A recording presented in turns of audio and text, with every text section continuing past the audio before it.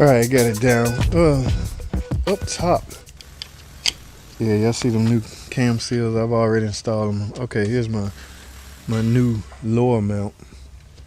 No, and there's the side mount right here. This is the one. If you don't do it, guys, if you're doing a timing belt, I always recommend to your customers to go ahead and get this done. If not, you'll basically have to go through the same procedure to replace the timing belt in order to replace this. And that's simply because it's right there. And if everything in place on the car, you're gonna have a hard time getting that mount out. So this is the best time to replace this mount.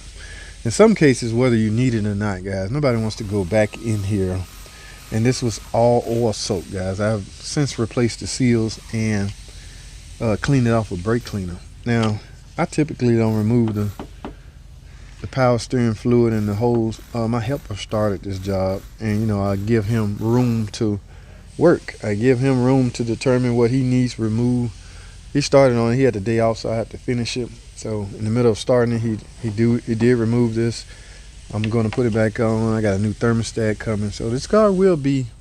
I'm gonna clean all that up, guys, whether they bought it or not, guys. Sometimes you gotta bite the bullet. Okay.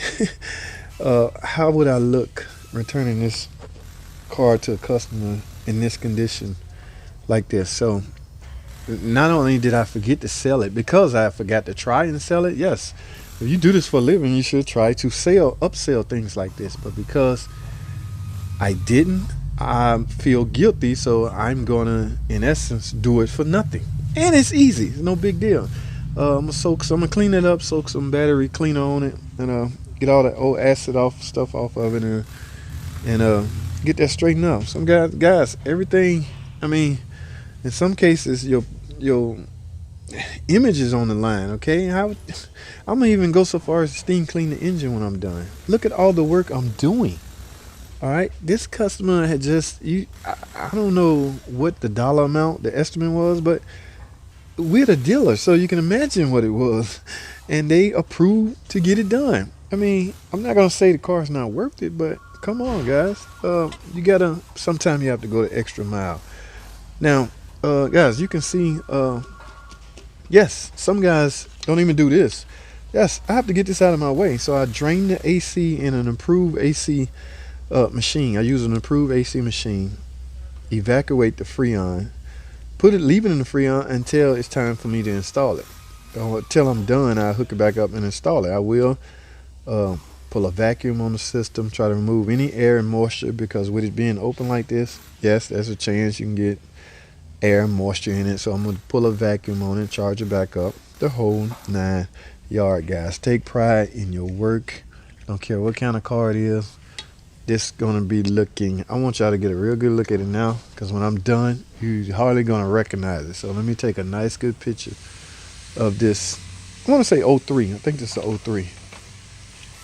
It will purr like a kitten when I'm done, because that's how much pride I take in my work. All right, was a fender cover up here, but I think the rag man came, and rag man come once a week and grab all the rags, even if they own cars. So I had to put another fender cover on. So guys, I have some work to do. Where's my water pump? I think I'm at the spot where it's time to install the water pump. Here it is. Think about this water pump. It comes with I panic a little bit. I was like, y'all didn't give me no gasket. I forgot. OEM, guys. Oh, let me bring that up. Let me mention that. Water pump, guys. Always. I'm sorry. Pep Boys. I'm sorry. Not Pep Boys, I'm sorry, AutoZone, I'm sorry, Advance, but I have to say this. Your water pumps are crap. Now, it's only because, this is an old water pump, it's only because of the cheap bearing that you guys use. Now, I think this is the original. That's the thing, this car got 100,000 miles and everything on it is original. But guys, do not go back in with an aftermarket water pump on this engine, please. When these fail in the aftermarket, the bearing seize up. Now, typically on an OEM, anything that's built with quality, when they seize, you may get a verbal sound. In other words, you may hear a growling noise on the front if this was an OEM water pump that's going bad. The aftermarket pump, it just seize up, just lock. So in essence, the timing belt can't turn no more, and you strip everything. You could, it could end up catastrophic, guys. This one good instance I will brag on OEM, especially on this PT Cruiser. Now, I am aware of the water pump issues found on the Hemi, and those are OEM, so I don't do hardly any bragging on those. But this particular car, you cannot bring me an AutoZone water pump and tell me to put it on the car. I would decline it. Y'all know the videos I do about why I refuse to work on this car. That would be one of them. I'm only going on this 2.4 liter dual overhead cam engine, only getting OEM water pump, Mopar. Okay. Just wanted to bring that up, guys. I'm done, man. I got a lot of work to do. I'm gonna clean all that up. Take pride in your work, fellas. If you're a DIY and it's your own car and you like me, who cares? But we're dealing with customers now. All right, so that's all I have, guys. Let me get out of here. I didn't mean for this video to go this long, but it did. My favorite car, man, PT Cruiser. This is generation 1. There's no tip-em on this. Remember, guys, 2001 through 2005, generation 1, 2006 and up, utilize a tip-em. My PT Cruiser over there, that white one, that is a 2010. That's supposed to be the last year in the U.S. that car was around. See, I even got a PCV. Yes, I'm gonna clean the throttle body.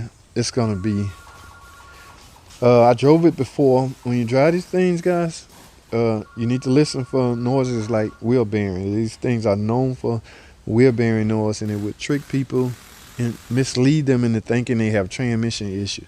You do not know how many questions I get. My transmission growling, man. I just did a trans service. It might not be your transmission, guy. Every transmission in a PT Cruiser is a 41 TE, guys. 41 TE. That's the only option besides manual transmission. There's some equipped with a stick, but as far as automatic, the only option that the PT was given was a 41 TE. Now, in 06, when they implemented the tip-em, the transmission turned a little bit more electronics. There's a range sensor on it. There's some more input and output speed sensor. I want to say it may be, but the range sensor, and there's no more neutral safety switch and things like that. So all that stuff went away in 06. Okay. But yeah, if anybody, if I had to tell people that if you're gonna ask me anything PT related, please give me the year. Once I know the year, I'm very familiar with both generations, but I do need to know the year where I can base. Don't tell me your car won't start, you getting no fuel pressure on a PT Cruiser and you neglect to tell me what year, because on a Gen 2 PT Cruiser, the fuel pump relay is built inside of the tipper. On a Gen 1, there's an external fuel pump relay on this car. So that's why it's very important that I know the year. All right, guys. Oh man, I've been talking too long. Guys, I'm gonna wrap this up. That's all I have. Thanks for watching. Comment, subscribe. I'll see y'all in the next video.